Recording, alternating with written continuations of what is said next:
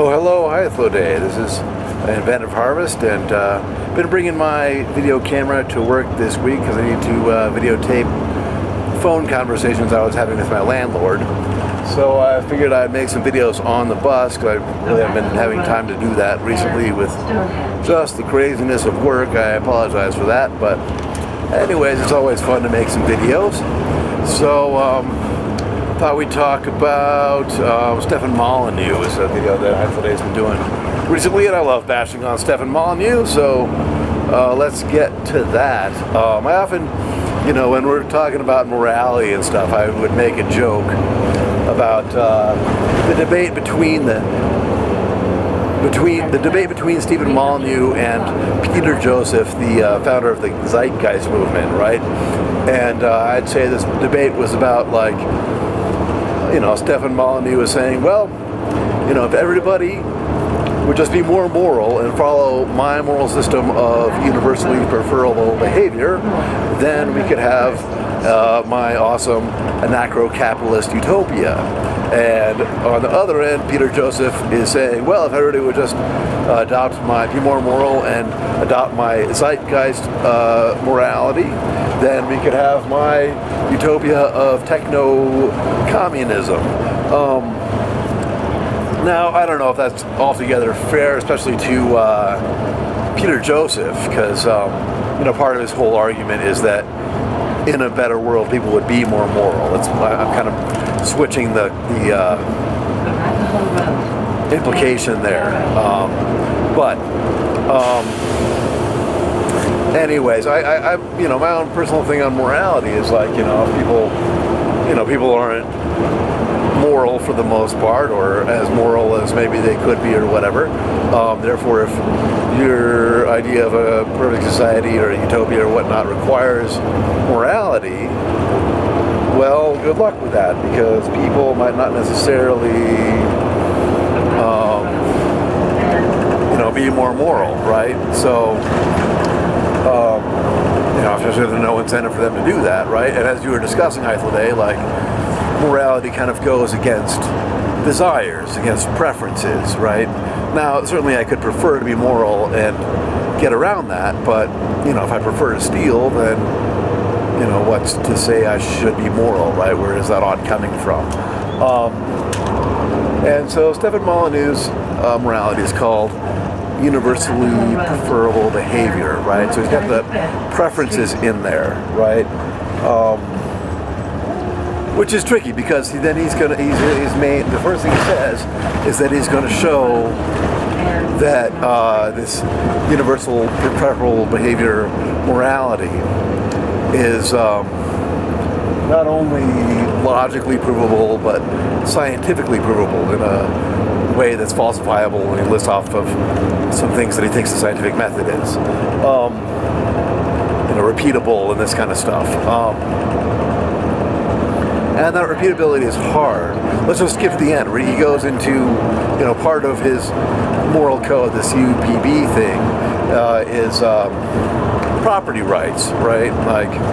Not stealing is universally preferable behavior to stealing, is the idea. And so, with property rights, he says, in England, at the beginning of the Industrial Revolution, they increased property rights, and then we've got all these exponential graphs of there's more population, there's more money per population, there's more consumption per population, and everybody's better off. The thing is, all those things are increasing. I didn't get to that. I'm sure you covered this. You were talking about causation versus correlation in your video. I didn't watch the whole thing, so you didn't actually get to that part, but you were leading up to it several times throughout your video and mentioning that. And so I'm pretty sure you're right on the head there, right? I took class in the Industrial Revolution, everything starts increasing exponentially. Property rights is one of those things, but how can you say that that's the cause, as opposed to, production of coal also took off in the Industrial Revolution? It might be more of a significant cause than property rights. And not to mention that, but also the property rights that happened in the Industrial Revolution were about the closing off of the open lands where anybody could use those lands for grazing and growing crops and whatnot. And then basically the government dictated that you can't, and you can't just go and use those. There's some lord or the serfs have to go get permission to be able to use that land. They have to pay him to get that land, to be able to use it and whatnot. So is that the kind of property rights that Stefan Molyneux is advocating for? Is for, lords and government to take over all the property? Is that, because that's, the Industrial Revolution, that's the cutting off the enclosed land by the government and the lords. That's the property rights that is right there at that time. And it was, you can't put one factor on the Industrial Revolution and say that's the cause, right? Because all these things are coming in together. Intellectualism starts taking off. They enclose the public lands and give them to the lords, which means everybody then has to move to the cities, right? So that what enables that is that there is then factories because of the coal production, right? And coal production could increase because of itself, where in England the water would fill up the coal mines, right? And they couldn't mine coal for half the year because the coal mines were flooded. They invented the steam pump, which used burning coal to pump out the water, right? And these inventions, right, come from intellectualism, from people in the cities hanging around in coffee shops talking their mad bullshit about philosophy and morality, right? So, even this conversation, we're doing things to better off the world right now, okay? So, these property rights that Stefan's talking about, the way he defines property rights, right, this is hilarious, right, is that he says, property rights are the ability to use things, right, and humans have the inherent ability to use things. Well, I'm pretty sure he would change his definition right darn quick when I start camping out in his living room. And then property rights wouldn't be about humans having the ability to use things. Property rights would be about excluding others from using it, okay? That's what property rights is, okay? It's not about an inherent ability to use things. It's about being able to stop others from using it. God, I just, which throws off that whole thing, right? Like, I should get into, I'm kind of going backwards, I guess, in this, but, so, he says property rights are stealing, and stealing is wrong, because he does this thing where he says, well, let's do an indirect kind of proof, okay? And we're going to assume that stealing is universally preferable behavior. Now, he never gives us quite a good definition of what universally preferable behavior is. He says it's not behavior that's preferred by everyone, right? Because we all do prefer to steal, okay? So universal is probably the wrong word to use there, Stefan. Just saying. Now, it could be made the case that such that we all prefer not to be stolen from, okay? And maybe that could be, I think that's what he's more trying to get at. But he never, spells that out in the video that you showed there, Hythloday. So, it's lost. He does this thing with murder, too. He's like, okay, let's just assume, we'll do an indirect proof. We'll assume that murder is universally preferable behavior, right? And then he goes and say, well, that can't be, because then anytime anybody wasn't killing anybody, they would be immoral. And that's wrong. They would be amoral at best. Just because I'm not doing a moral act doesn't make me immoral. I'm not immoral because I'm not saving a drowning baby right now, right this second. That doesn't make me immoral, right? Maybe amoral. I'm not doing anything moral right now. But not immoral. Anyway, so he says, okay, so murder can't be universally preferable behavior. Therefore, not murder is. Right? Okay, now, there's the fallacy, right? He's misconstruing the word is, right? He wants to say is as in it's the same thing as in equality. There's even another video that where he's going through this whole proof again, and he's got visual aids, and he's got it on there like murder equals universally preferable behavior, and he shows that's wrong, and therefore not murder equals. Now, see, that's such a fallacy, right? Like, he doesn't mean equals, because then, you know, to have an equality relationship, you need to have things like reflexivity and transitivity, right? So, if murder is universally preferable behavior, equals universally preferable behavior, and stealing equals universally preferable behavior, that's hard to say, then murder equals stealing, right? All cases of murder are stealing, and that could be argued that you're stealing somebody's life, but that would also mean that all cases of stealing are murder, right?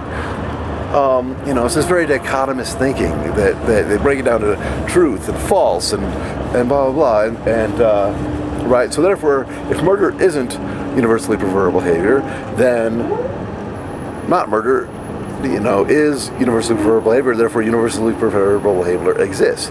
Well, that's bogus, right? He doesn't mean that it's equals, right? At best, maybe that a murder is an element of, or not murder is an element of universally preferable behavior. Or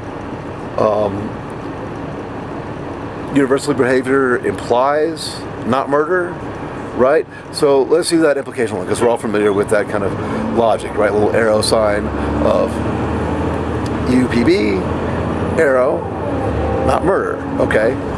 So then we're going to say not that, okay? That doesn't mean that we can say, okay, we'll say, I do that, okay. Let me back up, I apologize.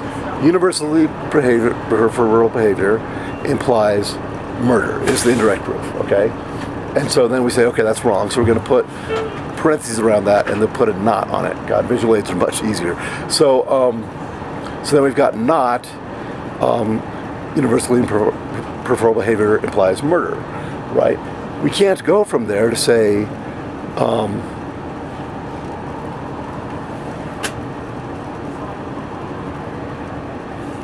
universal behavior implies not murder, right? I would need visual aids to show that. It's logic. I need to be able to do the symbolism. I'm failing on the bus, and I apologize. But hopefully you're able to follow that. I'm pretty sure you can. Hythloday knows logic pretty well. Right, so it's this dichotomous thinking, and he talks about self-detonating sentences, right? Where he says, like, you can't argue against preferable behavior because in doing so you're using preferences to do it. Now remember that in the beginning of this he was saying he wants to show that universally preferable behavior, morality, is objective, right? But to argue against it, then you have to be using preferences and not objectivity. Well, that would also apply for arguing for it, that you prefer universally, this concept of universally preferable behaviors. Therefore, when Stefan Molyneux was arguing for universal preferable behavior, he's using preferences, right? So therefore, his statement at the beginning that he's going to show that it's subjective also fails. We've already showed that the science doesn't work. He uses those graphs, and that's just ridiculous. With those graphs, right? I forgot to mention this. Lots of things started exponentially increasing since the Industrial Revolution. Including murder rates, including disease. Healthcare has increased too, but like all these other things that are bad, right, has also shown up, right? So we'd say, increased property rights leads to increased murder. Is that also part of it? That's easy. Anyways, I'm going backwards here.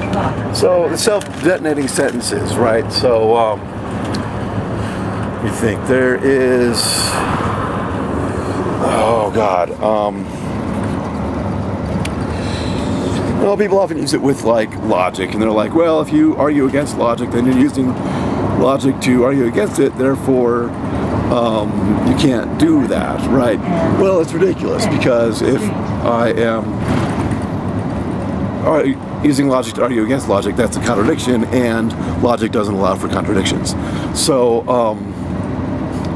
obviously I'm not using logic. I mean, these people, I don't know, self-detonating sentences are just ridiculous because the idea that they're ridiculous is ridiculous. He brings up an example, one of using hearing to prove that the senses are invalid. Well, audio illusions, just like visual illusions use the eyes, audio illusions use your hearing, right? So you can totally use something like, hey, do you hear that? It's not even real. Like that would be using someone's hearing to show that the senses are unreliable and perhaps invalid. So, look, the thing about Stefan Molyneux is he never intended to be logical, right?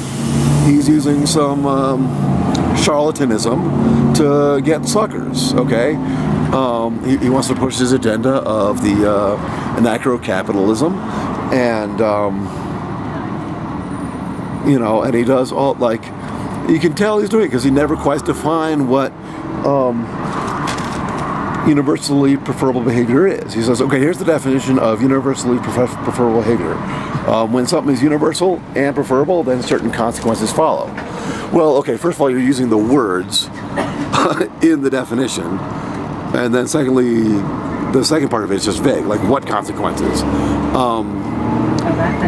That's the best he gives you as a definition because he doesn't want it defined, right? He wants it to like come out of the proof as, oh, well, not murder is not universally preferable behavior, so therefore not murder is universally preferable behavior. I'll get my knots backwards on that.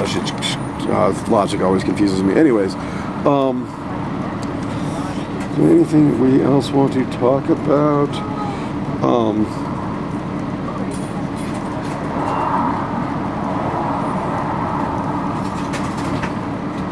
Oh, right. He uses self-detonating sentences idea to argue for property rights,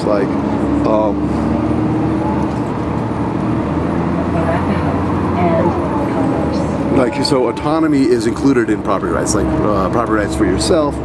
Therefore, if you argue against property rights, you're using your autonomy to do it. Well, I mean, of course, people have autonomy, right? But again, maybe you're talking objectively as opposed to using autonomy. Maybe you're forced to be saying to argue against against property rights at the point of a gun, right? You might not have autonomy to argue against universally preferable. Self-detonating sentences. The idea that sentences can self-detonate is just ridiculous. But he uses these tricks that sound good. They're sound bites, and they grab on people that don't have the critical thinking skills, and people get all caught up in these sound bites that are emotionally charged, and morality, and I believe in morality, and it's just a sucker's game. All right, hey, again, thanks for your time there. Hopefully I'll be able to keep making some videos sometime, but I don't know. Things are still so crazy right now. But anyways, good to talk to you. Have a great afternoon.